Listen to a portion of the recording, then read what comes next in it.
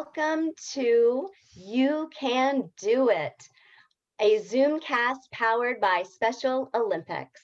We are very excited to welcome everyone to our show today. My name is Nicolette Stearns. I am your producer, one of your producers, and one of your co-hosts. Shout out to our technical director, Jason, and our creative consultant, Donna.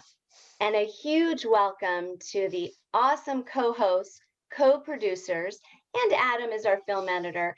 So everybody say hello to Adam Hayes and Terrell Limerick. Hey guys. Hey. All right. Well, tonight we have an extraordinary guest. She is not only a Northern California Special Olympics athlete, she's a poet, an author, and a life coach. So let's give a You Can Do It warm welcome for Amanda Harrinauth. Hi, Amanda. Welcome to the show. Hi, thank you so much for having me. I'm excited. We're excited that you're here. Amanda, can we start out? Can you share your story with all of our Zoomers? So I was born with 3 major conditions, autism, hydrocephalus, which is water on the brain, and vision impairment, more specifically retinopathy of prematurity.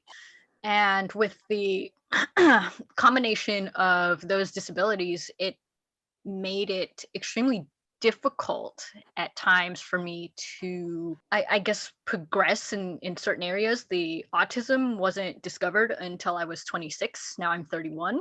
I have been a lifelong friend with my vision impairment. So there's some pretty fun as well as shameful stories there associated with being, vision impaired. As well as being hydrocephalic, which was difficult, I'll say, for the first 17 years of my life. In and out of the hospital, I think my dad is keeping count. I believe I've had about 21 brain surgeries, somewhere in there. So that was really no fun, but we're not here to talk about what isn't fun. We are here to talk about excellence and being extraordinary, as all of us athletes are. So today we are here to really speak on a factor of rising up, which is one of the things that I did actually after receiving a diagnosis of autism in 2016. I discovered that I was actually a poet, and then eventually authored my first book. I'm working on a second book right now, and I eventually ended up joining the Special Olympics a couple of years later. So that's just a little bit of my journey in a nutshell, or else we would be here all night and you guys would kick me out and never ask me back. Well, I doubt that, but that's an extraordinary story, and it's just absolutely beautiful. And one of the things that we really want to focus on tonight, Amanda, especially after the other Amanda poet the other day. So as Jason said, you're like, our inaugural poet here at Special Olympics, but we would love for you to read some of your poems too. And this is such a great time now that the spotlight is so brightly shining on poetry and the spoken word. So we would love to hear some of your poems, if that would be okay. Absolutely. I'm gonna start this off with actually I'll call it a pretty famous poem that I wrote. Actually, when I became an athlete leader, right after the training was done, I was like, I would really, really love to write like an official poem for you guys. So I did a little bit of tweaking, since this is Baltimore. You guys rock. So I did a bit of tweaking. So I hope you enjoy what I call Baltimore Pride. Baltimore Pride. Till the Baltimore Special Olympics, rise. We athletes have won the prize. Not just in silver and gold. Our stories have been told. Stories of defeat and discrimination. Stories of difficult situations. The sports we play with so much heart. At each tournament, we start with these words in our hearts. Let me win. What if I cannot win? Let me be brave in the attempt. Now, athletes, let's have pride for all we have overcome. You do not need a medal to know that you are number one. Thank you. Wow. That was amazing. That was absolutely beautiful. I know everybody is probably has chills right now. Amanda, if you have another poem, we would love to hear that as well. And I know everybody's going to have lots of questions in just a moment, but we just are just loving listening to your work. So this poem here, it's was written when I was trying to figure out what I wanted to have in my collection of poetry. And anybody that knows me knows that I'm a huge fan of the Disney movies, particularly the Disney princesses. So I could say that this is a little bit loosely inspired by Elsa. If anybody has seen Frozen. I know Elsa. Oh, good. So you might enjoy this. And this one is called Wonderful Winter Day. Wonderful winter day. The snowflakes dance on the window panes. Each flake a shimmer of white and silver. Happy kids joyfully play as they make snow angels. Jack Frost looks down below. He is the master of the North Mountain. He brings a cold chill into the atmosphere. Ice angels line the streets in a perfectly freezing formation. It looks so neat, with the children watching in wonder as they sip hot cocoa. Children wait eagerly for a quick glimpse of the Snow Queen. She's watching, she's waiting. She's gone in a frosty flurry of ice magic. Let's hope she doesn't freeze everything in her path. Ice crystals line the rooftops in a chilly blast of wonder and amazement. Fresh powder blankets the ground. The wind howls. In a wonderful glow, you see a snowball fight is underway. Children laughing, playing, thinking. What a wonderful winter day. Wow, let's give her a round of applause. All right, good job. Whew, your images are so incredibly vivid. So we would like to go ahead, Amanda, and move into some questions. I know there's so many wonderful questions out there tonight on the Zoom call. And I'd like to turn it over to my wonderful co-host, Adam, to start off our questions. Sure. Thank you. First off, amazing poetry. You sound like a great and a great writer. So thank you. Thank you. As someone that has hydrocephalus like you, I was wondering how has writing poetry influenced the different situations you have been while dealing with it or your autism? So in regards to that, I can really speak to how it's allowed me to deal with being autistic, although I did write a poem several years back called My Brain. And I talked about the difficulty and the despair that I have for having to have my head shaved.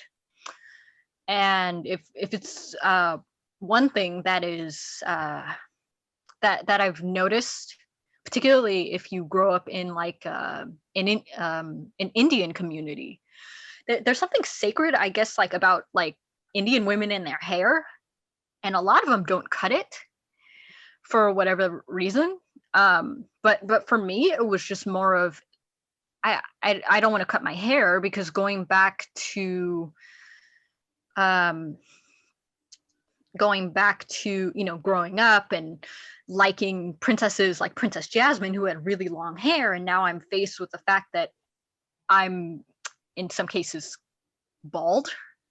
Mhm. That was no fun, and it really broke my self-esteem. So it was pretty interesting for me to reflect when I wrote the poem called My Brain, and I specifically focus on one of the things, when having hydrocephalus, you in some cases have a shaved head. Most of us do. They have to go in there and cut your hair, shave your head, so they're able to go ahead and replace the tubing that ultimately needs to be reinstalled so your brain can be able to function. Right. But it sounds like you've continued to stay on track and doing great, right? Right. Thank you. Um, so my other question was, what is your favorite type of subject matter you like to write about in your forms of poetry? Um, I love talking about disability awareness because I think when you write about the thoughts and feelings and the emotions that you have as somebody with a disability, you spend so much time, I guess, having to be with yourself that your experiences are very raw.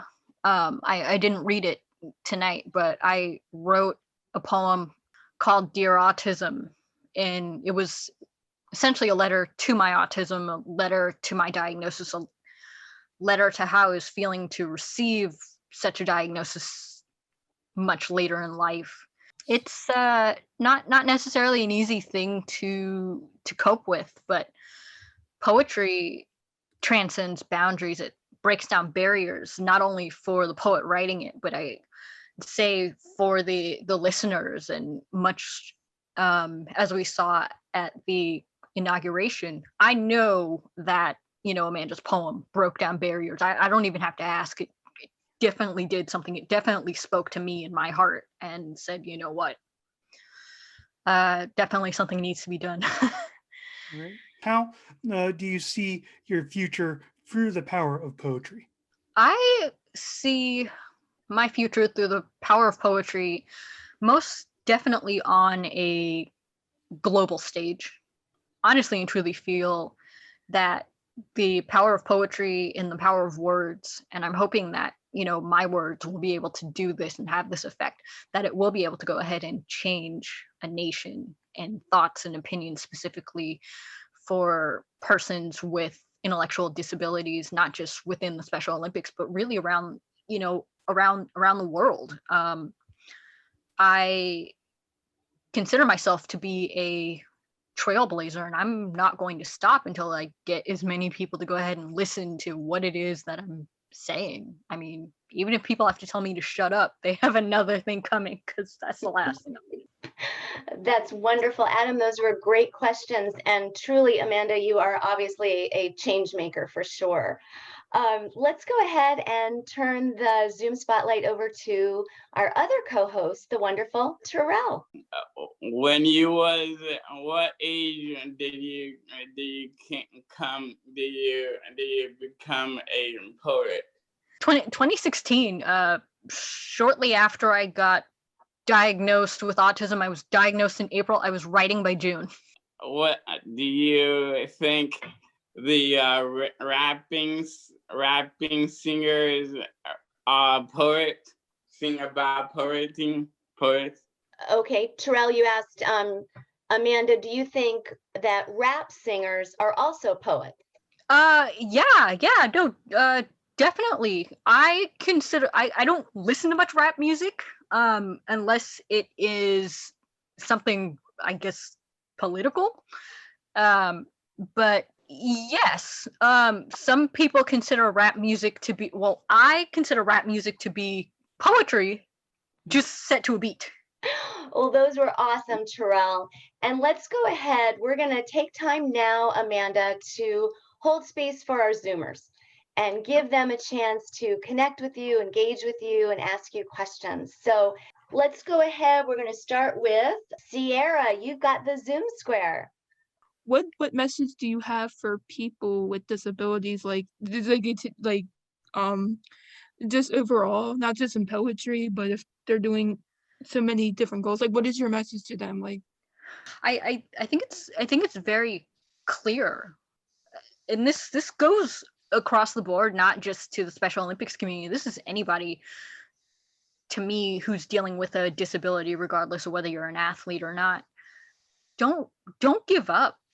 Find a way to turn what the naysayers say into something positive, and continue to do it with a smile. I understand that it's hard, but you notice that you get or at least I do. I get joy from proving people wrong. And I don't, that doesn't mean just take it the wrong way and that I'm a horrible person or anything. But if you're going to make fun of me, then I am going to definitely go ahead and show you something. And when I prove you guys wrong, it's going to feel so good. Awesome. Thank you. And thank you, Sierra. All right. Who would like to ask Amanda a question? Yes. Amanda, from Daniel, what kind of sport do you do with Special Olympics Northern California? Yeah. Two sports. So bowling and bocce ball. Awesome. Awesome. Great question, Daniel. Thank you for that. I think we have a question in the chat from Casey. Hi, Amanda. What is the most interesting thing you've learned about yourself throughout your life? I think it goes back to not giving up, not quitting on yourself, not allowing doctors or nurses or teachers, whoever they are, to go ahead and put labels on you just because you have this label as somebody with a disability. Some will call it a disability. Others will even go as far to call it a handicap, even though we don't refer to it as that anymore. Right. But these labels that society gives us, they should be broken with athletes like us. I think we're some of the most powerful athletes in the world. It may not necessarily be reflected in a paycheck, but it's reflected in our strength and our courage and all that we do to go ahead and rise up for such a wonderful organization that allows those of us with intellectual disabilities to be at the forefront of making change. Awesome. Awesome. That's beautiful. Thank you. We've got several folks, and we've got Derek, Elena, Melissa, Willie, and David. So Derek. What motivates you to do all the poetry? I think there's just an inner strength, an inner call to go ahead and change the world. And I think it was very well laid out with Amanda Gorman, who, with her statement of poetry and how she's literally a trailblazer with the words that she spoke in such a, historic event. And I think as poets and keepers of words, we have the opportunity to either hurt somebody with the words that we speak or help somebody and be able to go ahead and change their viewpoint. So I really hope that my poetry says something to somebody in this nation that will go ahead and change their mind or change their viewpoint, perhaps of something that they may have been thinking about themselves, or perhaps something that they may have thought about other people with disabilities. So I really, my hope and my prayer and my dream is that they are truly changed by the words I speak, because I mean everything that I say, especially in regards to when I'm talking about, issues of whether it be race or issues of disabilities. I mean every word I say. Mm-hmm. Right. Wow, it's beautiful, Amanda. Thank you. And that was a great question, Derek. Elena, you have the Zoom square. Who are some of your favorite poets, and what about their poetry inspires you to write poetry yourself? Yeah, thank you. So this is actually really interesting, as I never got really much of a chance to go ahead and study like many of like your famous poets like Shakespeare and all that kind of stuff. Our special education program, the school I was going to, instead of being focused on skills of poetry and things of that nature in our English classes, we were focused on preparing the special education students to get jobs. So I'm not saying that the skill of learning how to write a check, for instance, or learning how to fill out a job application wasn't useful. They were, but we didn't really spend too much time, studying, poets. We studied more so with finding a job. So any of the work that I had to do in studying poets were more so things I had to do on my own, and I got a little bit of exposure to some of Shakespeare's work while I was in college. But to answer your question on who really, really honestly inspires me, I can't really pinpoint particularly anybody, but I love to read everybody, if that makes sense. That was a great question, Elena. Thank you. Awesome. All right, we've got now Melissa is going to ask a question, and after Melissa will be Willie. Melissa, you have the Zoom square. What do you like to do for fun, Amanda? Oh, great question. That's really, what I was really gonna great ask. question. Thank you so much. I was kind of hoping somebody would actually ask me this question so I would actually get a chance to answer it. So lately, I have been absolutely fascinated and fixated on watching. I don't know if you're. Can I ask how old you are? 33. 33. All right, maybe you heard of it. All right, we're kind of close in age. So lately, during this pandemic, I have been fascinated with this 70s show called The Waltons. Focuses on. Oh, I love that show. Oh, cool. Well, I absolutely love that show. And speaking on poetry, actually, Richard Thomas, who played John Boy in the series, is actually a poet himself. So I actually ended up getting his book for Christmas, and I'm like reading it. I was like, wow. I was like, he writes somewhere along the same lines as what I write about. A lot of his stuff is relationship based, and a lot of the stuff that I wrote about when I focused on, or when I first began writing, was relationship based as well. So that was really, really cool. It was kind of difficult to find the book since it came out like 40 years ago, but I'm enjoying reading his work and enjoying watching the series. That was a great question, Melissa. Thank you. Made me All very right. excited. All right, next up we have Willie, and then we're going to go to David. Willie, you have the Zoom square. Question for Amanda. Have you ever writing some poems from the Bible? Wow. Okay. You were taking church? Yes. Oh my gosh, great question. So, it's no surprise that one of my favorite biblical heroes in the Bible is King David. So years ago, I was going through an experience, and it made me feel much like David right before he was getting ready to go ahead and battle Goliath. That Goliath was making fun of David for being small. And in that same incident, I was being made fun of for the same reason, because I was autistic, and those people who were picking on me didn't understand that. So they in turn made me feel really small. So one day, after reading the book of Samuel, I'm thumbing through David's triumphant story of battling Goliath. So as a result, I ended up writing this poem called Just Like David, and talks about many of the similarities that I compare myself to David. So that was actually a great question. It is still one of my favorite poems. Wow, Willie, that was amazing that you asked that and that Amanda did that. It was. I love spiritual poetry, and I feel, honestly, Willie, you can't do anything without God. So all of my honor and my praise and my glory goes to him. So I'm always constantly writing spiritual poetry. I would say that I write spiritual poetry the most, and then I transition into writing things about disabilities and other issues.